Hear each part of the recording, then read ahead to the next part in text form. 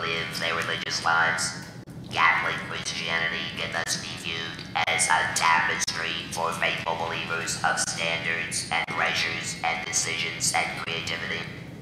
One of the building blocks of vernacular religion is the relationship that an individual has with one's own culture in the context of one's own daily life, a concept I have termed an individual's uniculture. And this is best understood through a process described as a system of conscious and unconscious knowledge, beliefs, behaviors, and customs particular to the individual, which he or she refers and which he or she employs as the basis of everyday living. An extraordinary example of religious uniculture is found in the closing episode of The West Wing's second season, and the title of that is Two Cathedrals, aired May the 16th, 2001. This episode visualizes and vocalizes a special, intimate, private moment of an individual negotiating with the reality of his God and with the power of his religious tradition.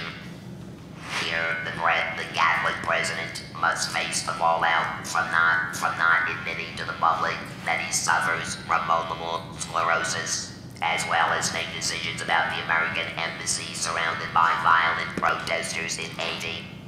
Viewers also learned that Mrs. Landingham, President Bartlett's secretary, old friend, supporter, and moral conscience from his prep school years, has died. During the episode, Mrs. Landingham, who has just purchased a new car, is killed by a drunk driver on her first trip with the vehicle. As Bartlett grieves, he reflects on when he first met Mrs. Landingham as a student at the Protestant institution where his stern Protestant father was headmaster. Jed has made the decision to practice Catholicism, which is his mother's religion, to contest one of the literature teachers in the school who has banned Henry Miller from the library, and against his father's protest and strong rebuke to smoke cigarettes. In a flashback, the president relives being slapped by his father for insubordination for speaking in a way the father does not approve. In an episode filled with pathos, memories, the passion of an ardent Catholic, and personal negotiation of a vernacular one, President Bartlett asks that the doors of the National Cathedral, the site of his secretary's funeral, be sealed so that he can speak to his God alone in English and in Latin, in candor and in anger. In that sealed cathedral, he lights a cigarette, smokes it, and in spite of God and his father, he stamps out the smoldering tobacco on the spotless marble floor at the center of the edifice and ponders the appalling strangeness of the mercy of God. In this conversation with a God who does not answer back except through the stillness and beauty of the empty cathedral, we are witness to the president delivering a soliloquy, not to his staff or to the press corps.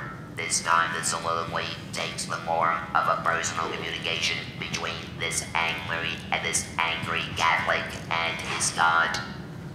The mystery of the scene is centered in the traditional language of the church that the president uses and which Sheen so forcefully delivers. Here, the creativity and sense of negotiation evident in religious uniculture is expressed in this active declaration of President Bartlett's vernacular religion. Through the use of Latin, the church's own mode of institutional communication, to challenge God, through the verbal abuse of the deity, and through the physical action of lighting, smoking, and extinguishing the cigarette on the floor of God's house. Of particular poignancy here is the sarcasm and the pain this character uses to register his fury and disappointment with God.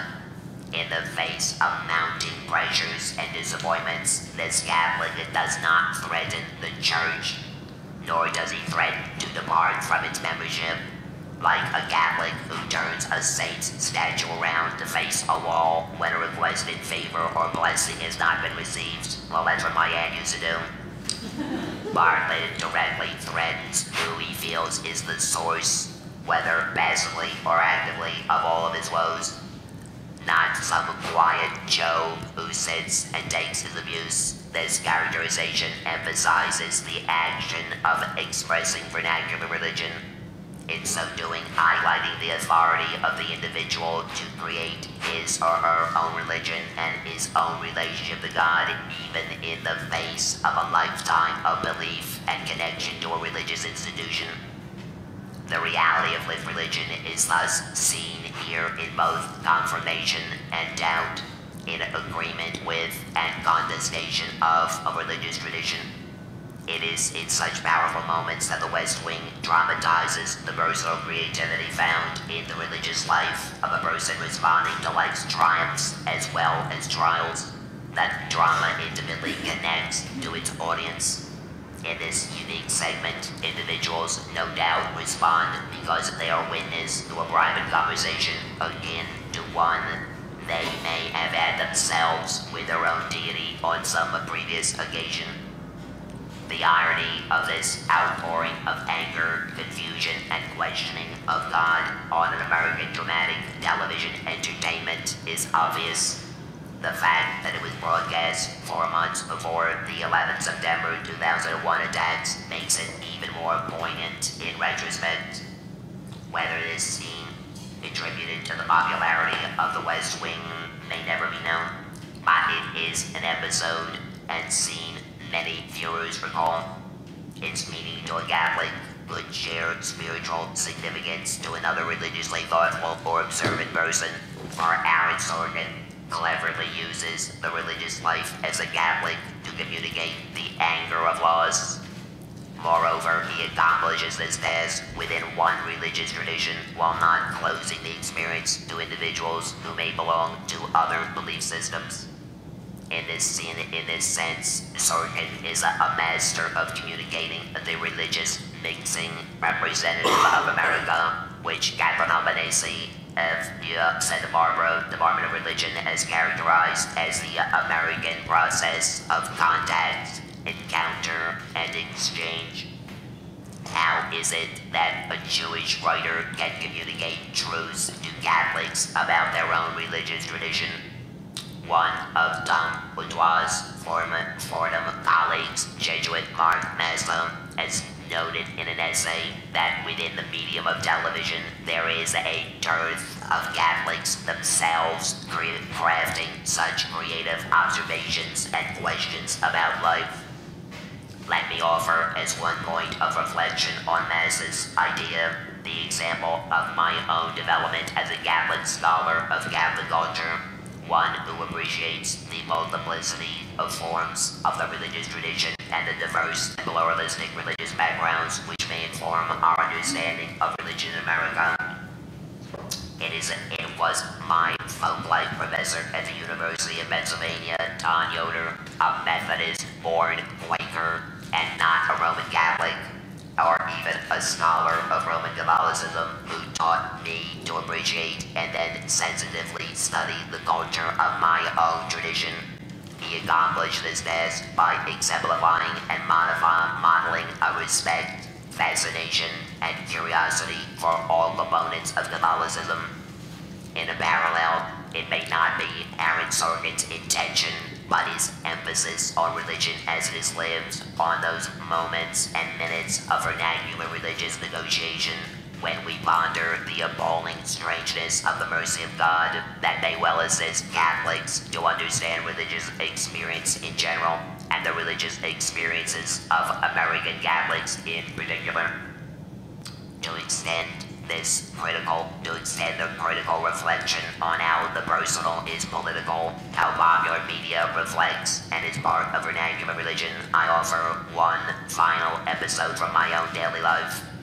Friends and colleagues who knew I was researching the West Wing have frequently remarked to me, "Oh God, if only he was president." An obvious critique of the current President George W. Bush. in a network television culture seemingly detached from authenticity and social justice, the profundity of vernacular religion infused into a weekly television series about the White House has been a timely reminder that it is possible for the man or woman in the Oval Office to be reflective, creative, and even have a soul. Thank you for your attention.